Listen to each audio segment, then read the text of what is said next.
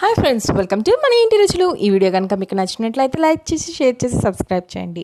Subscribe చేసిన తర్వాత bell icon press చేసి ఆల్లో పెట్టుకుంటే ఫర్దర్ నోటిఫికేషన్స్ మీకు వస్తాయి. ఈరోజు వీడియోలో మనం బీరకాయ పెసరపప్పు ఇగురు ఎలా తయారు చేసుకోవాలో నేర్చుకుందాం. దీనికి కావాల్సినవి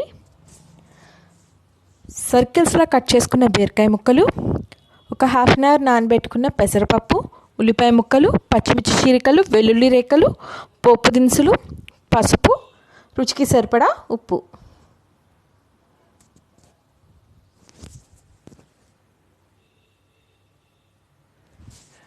ముందుగా స్టవ్ ఆన్ చేసి ప్యాన్ పెట్టుకుని ప్యాన్లో తగినంత ఆయిల్ పోసుకుని ఆయిల్ వేడెక్కిన తర్వాత పోపు దినుసులు వేసి ఫ్రై చేసుకోవాలి.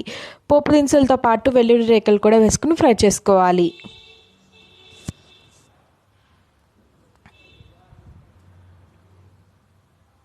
ఇలా ఫ్రై అయిన తర్వాత పచ్చిమిర్చి చీలికలు, ఉల్లిపాయ ముక్కలు కూడా వేసుకుని ఫ్రై చేసుకోవాలి. మూత పెట్టుకుంటే గమ్మున మగ్గుతాయి.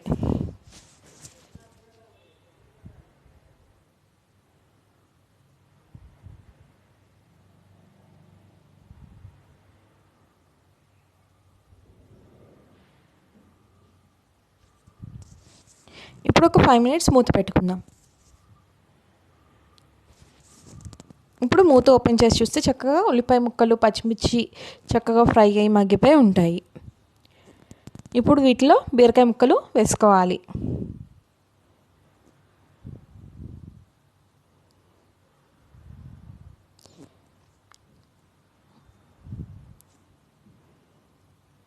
వీటిని బాగా కలుపుకున్న తర్వాత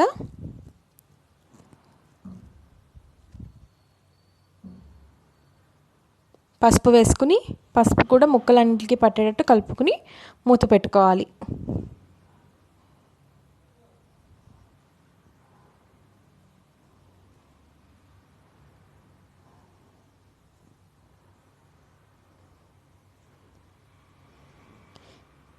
మధ్య మధ్యలో మూత తీసి కలుపుకుంటూ ఉండాలి. బీరకాయ ముక్కలు కూడా మగ్గిపోయినాయి. ఇప్పుడు నానబెట్టుకున్న పెసరపప్పు వేసుకోవాలి. తర్వాత రుచికి సరిపడా ఉప్పు కూడా యాడ్ చేసుకోండి. వీటిని బాగా మిక్స్ చేసుకోవాలి.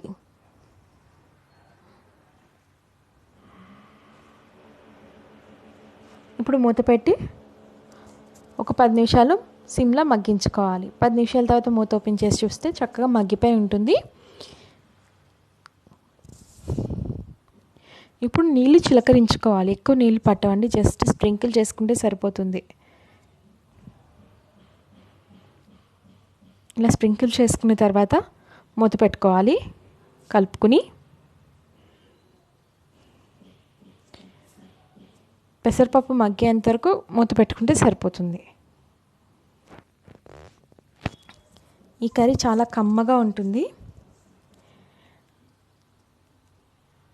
అన్నంలో చాలా బాగుంటుందండి. ఈ కర్రీ రెడీ అయిపోయింది. ఒకసారి కలుపుకొని స్టవ్ ఆఫ్ చేసుకొని సర్వింగ్ బౌల్లోకి తీసుకుందాం.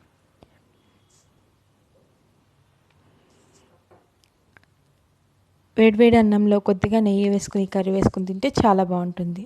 ఈ వీడియో కనుక మీకు నచ్చినట్లయితే లైక్ చేయడం మాత్రం మర్చిపోకండి. Thank you for watching.